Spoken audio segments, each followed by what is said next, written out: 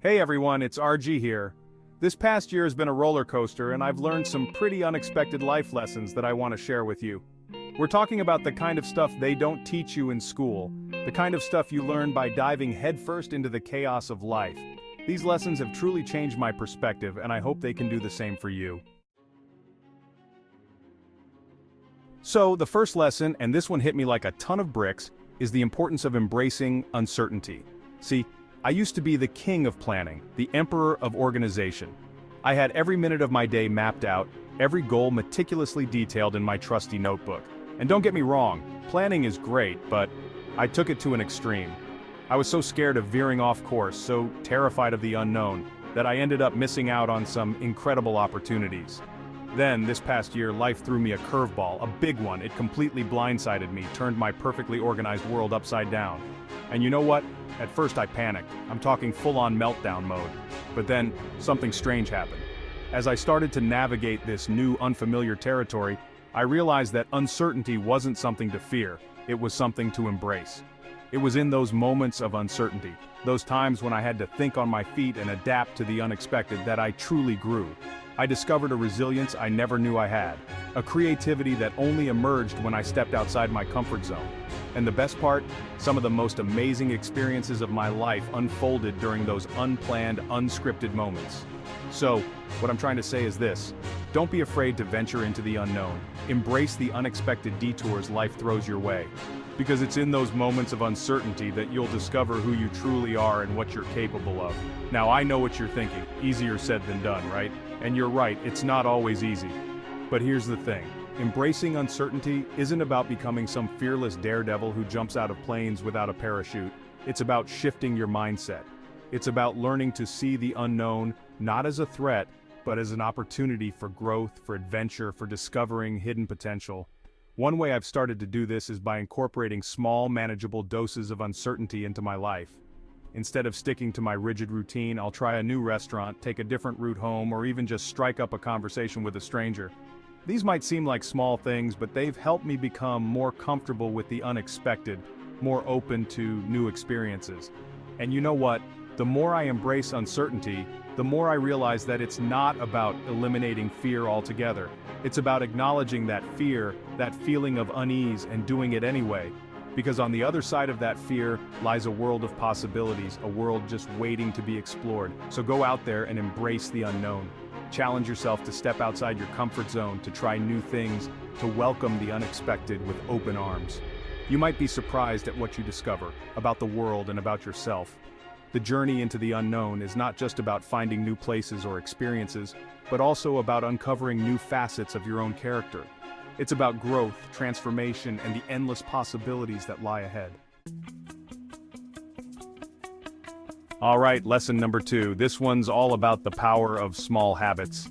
And let me tell you, this one was a game changer for me. For the longest time, I was all about those grand gestures, those massive, life-altering decisions. I thought that real change only happened in these big, sweeping moments. But the truth is, it's the small, consistent actions, the tiny habits we repeat day after day, that truly shape our lives. It's like building a house, brick by brick. Each brick might seem insignificant on its own, but put them all together, and you've got yourself a solid foundation, a structure that can withstand the storms. I used to think that to make a real difference in my life, I had to overhaul everything overnight. I'd set these huge, ambitious goals, only to get overwhelmed and give up before I even really started. It was like trying to climb Mount Everest in a single day, wearing flip-flops and carrying a week's worth of luggage, not exactly a recipe for success. But then I stumbled upon this idea of focusing on small, sustainable habits. Instead of trying to change everything at once, I started with just one small thing, one tiny habit I could realistically stick to. Maybe it was waking up 15 minutes earlier to meditate, or reading for 20 minutes before bed, or even just drinking an extra glass of water each day. The key was consistency. It wasn't about being perfect, it was about showing up day after day, even when I didn't feel like it. And slowly but surely, these small habits started to compound. They created a ripple effect, influencing other areas of my life in ways I never could have imagined. That 15 minutes of meditation each morning, it helped me manage stress better, which made me more productive at work, which gave me more time and energy to pursue my passions. See what I mean? Small habits, big impact, So, if there's one thing I want you to take away from this, it's this. Don't underestimate the power of small habits. Start with something manageable, something you can stick to, and watch as those tiny actions create extraordinary results over time. Now I know what you're thinking, okay great, but how do I actually build these habits? And that's a great question. One thing that's worked for me is to make it as easy as possible to stick to the habit. For example, if I'm trying to read more, I'll keep a book on my nightstand, so it's the first thing I see when I wake up. Or if I'm trying to drink more water, I'll carry a reusable water bottle with me everywhere I go. Another tip is to find an accountability partner, someone who'll support you and keep you on track. It could be a friend, a family member, or even an online community. Having someone to share your goals with and celebrate your successes can make all the difference. And finally, don't be afraid to experiment. Not every habit will stick, and that's okay. The key is to find what works for you, what fits into your life and helps you become the best version of yourself. So, go out there, start small, and watch as those tiny steps lead you to extraordinary places. Remember, it's not about the size of the step, but the direction in which you're heading. Every small action, no matter how trivial it may seem, is a step towards your bigger goals. Embrace the journey and celebrate each small victory along the way. Chapter 3. Be kind to yourself. Alright, we've arrived at lesson number 3, and this one's a big one. The importance of self-compassion. Now, I'll be honest, this is something I've struggled with for a long time. I'm my own harshest critic, always pushing myself to do more, be better, never quite feeling good enough. But here's the thing I've learned. Beating myself up doesn't motivate me, it just makes me miserable. It's like trying to run a marathon with a backpack full of rocks. You might eventually get there, but it's going to be a whole lot harder and a whole lot less enjoyable. Self-compassion, on the other hand, is like trading in that backpack full of rocks for a pair of wings.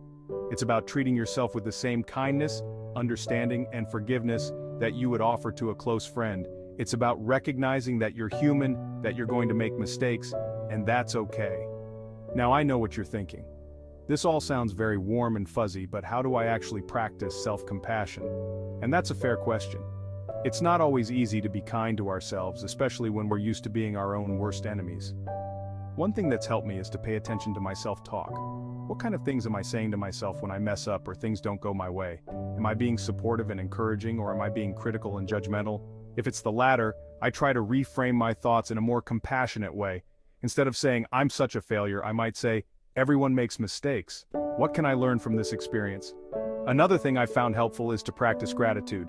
Taking the time to appreciate the good things in my life, both big and small, helps shift my focus away from negativity and self-criticism.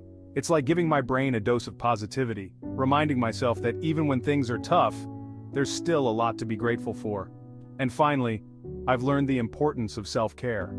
This looks different for everyone, but for me, it's about making time for the things that bring me joy and nourish my soul, whether it's spending time in nature, listening to music, or just taking a long, hot bath. When I prioritize my own well-being, I'm better equipped to handle life's challenges and show up as the best version of myself. So if there's one thing I hope you take away from this, it's the importance of being kind to yourself.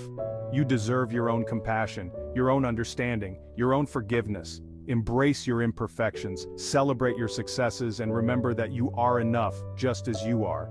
And don't forget, self-compassion is a journey, not a destination. It's something you practice and cultivate over time. Be patient with yourself and remember that every step you take towards self-kindness is a step towards a happier, healthier you. So let's make a promise to ourselves today, to be kinder, more understanding, and more forgiving, because we deserve it. Thanks for watching. I hope these lessons resonate with you as much as they did with me. Life's a journey and we're all just figuring it out as we go. The important thing is to keep learning, keep growing, and keep embracing the unexpected. Don't forget to share your own unexpected life lessons in the comments below. Let's learn and grow together. And if you enjoyed this video, make sure to like, subscribe, and hit the bell icon for more inspiring content.